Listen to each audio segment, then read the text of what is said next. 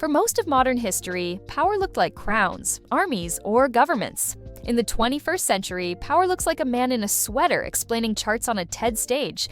Bill Gates is often introduced as the ultimate success story. A brilliant kid drops out of Harvard, builds Microsoft, becomes the richest man on earth, then spends his fortune trying to save the world. It's the kind of narrative that makes capitalism look wholesome, almost Disney-like. But when you zoom out, that story starts to wobble, because Gates didn't just walk away from power, he reinvented it. And in many ways, his second act has given him more influence than he ever had as Microsoft's CEO. This isn't about conspiracy theories or cartoon villainy. It's about what happens when private money grows large enough to quietly steer public systems. And yes, sometimes it gets uncomfortable, occasionally ironic, often absurd. A head start most people never get. Bill Gates was not born into a garage. He was born into a network. Growing up in Seattle, Gates came from a family deeply embedded in elite circles. His grandfather was a senior banker with ties to the Federal Reserve System. His mother, Mary Gates, served on influential nonprofit boards that decided how millions in charitable funding were allocated. His father was a high-powered lawyer who mingled with top political and philanthropic figures. That environment matters. When computers were rare and locked inside universities, Gates had access as a teenager. Not because he was rebellious, but because his family could open doors. Even as a child, Gates was famously stubborn. His parents reportedly took him to therapy after constant power struggles. The therapist's conclusion? Bill would win. The family should adapt. They did. Microsoft. Brilliance with an edge. Gates' intelligence is real. His work ethic was extreme. But Microsoft's rise wasn't just about writing good code, it was about owning the system. The defining move came when Microsoft licensed MS-DOS to IBM while keeping ownership rights. That single decision meant every PC manufacturer would eventually depend on Gates' software. It wasn't just clever, it was ruthless.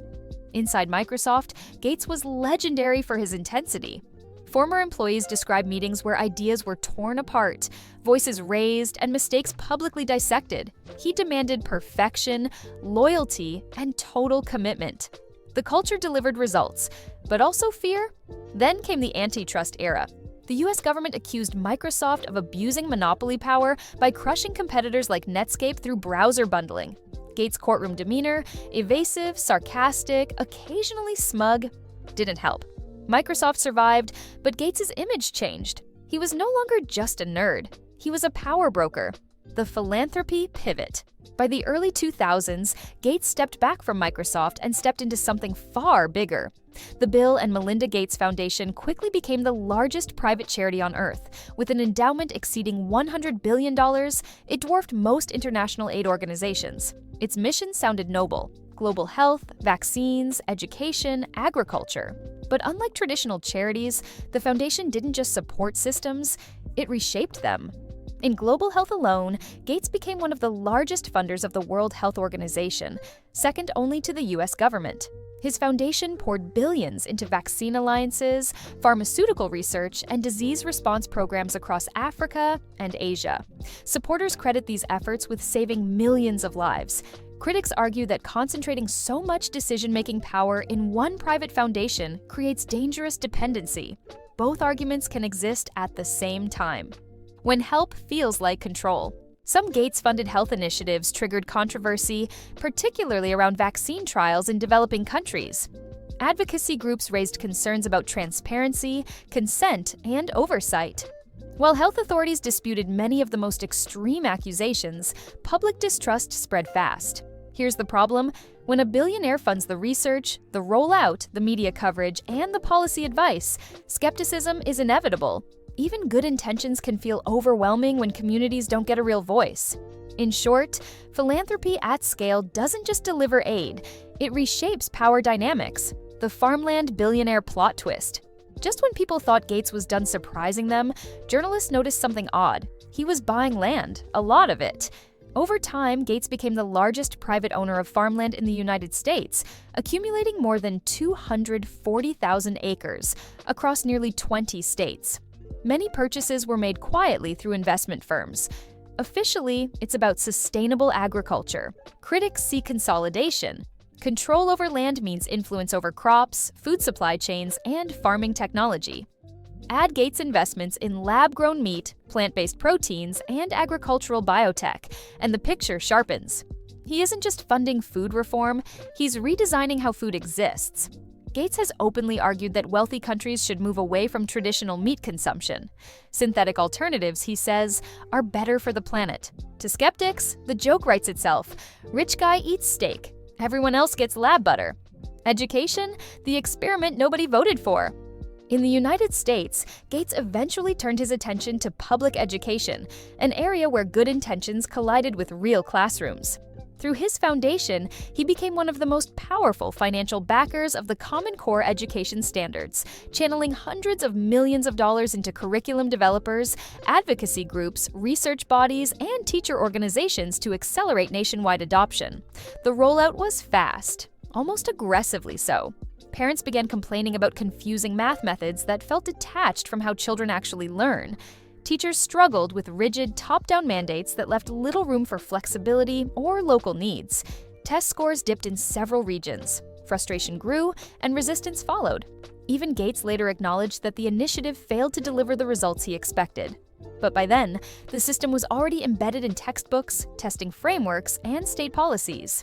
Once again, a private foundation had reshaped public education at a national scale, without meaningful public consent.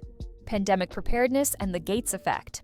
Years before COVID-19, Gates publicly warned that a global pandemic posed a greater threat than war. When the crisis finally arrived, he was already deeply positioned, funding vaccine research, supporting global health institutions, advising governments, and influencing preparedness strategies. To supporters, this looked like foresight bordering on prophecy. To critics, it raised serious concerns about overreach. The core issue was never vaccines themselves, it was concentration of influence. When a single individual helps fund the science, the response infrastructure, the public messaging, and the policy guidance all at once, their voice becomes impossible to ignore.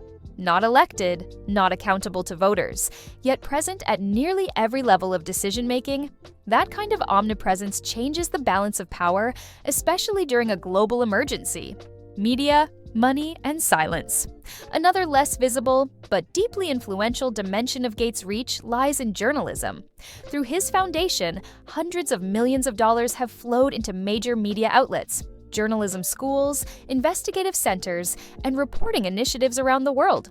Officially, the goal is to improve coverage of global health, education, and development. But financial dependency carries consequences.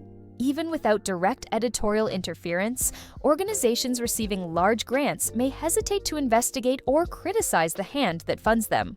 Over time, this creates soft bias, not through censorship, but through incentives. Stories aren't killed, they're simply never pursued.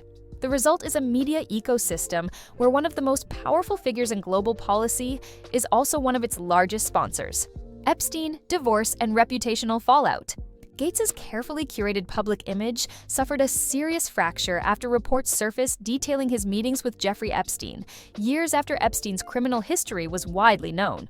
Gates later described those interactions as a mistake, but the damage was already done. Melinda Gates reportedly warned him about Epstein early on and made her discomfort clear. The relationship ultimately became one of several factors leading to their highly publicized divorce, dismantling decades of philanthropic power couple branding.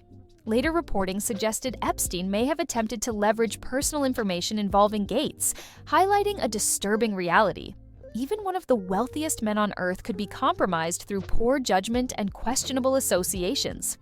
So, what's the real problem? This story isn't about turning Bill Gates into a cartoon villain, it's about scale and what happens when private wealth grows so large that it starts functioning like a governing force. When a single unelected individual can meaningfully influence global health policy, national education systems, food production, media narratives, and even government responses across borders, society faces a structural imbalance. In that environment, philanthropy stops being just generosity and begins to resemble governance, where charity quietly converts into power. And history is clear on one thing. No matter how good the intentions, concentrated power without accountability always deserves scrutiny. And that's the real question this story leaves us with. When private money starts shaping public life, who's actually in control? Bill Gates isn't just a tech legend or a philanthropist. He's a case study in what happens when influence grows bigger than borders, ballots, and accountability. If this video made you see power, money, and good intentions a little differently, like and subscribe.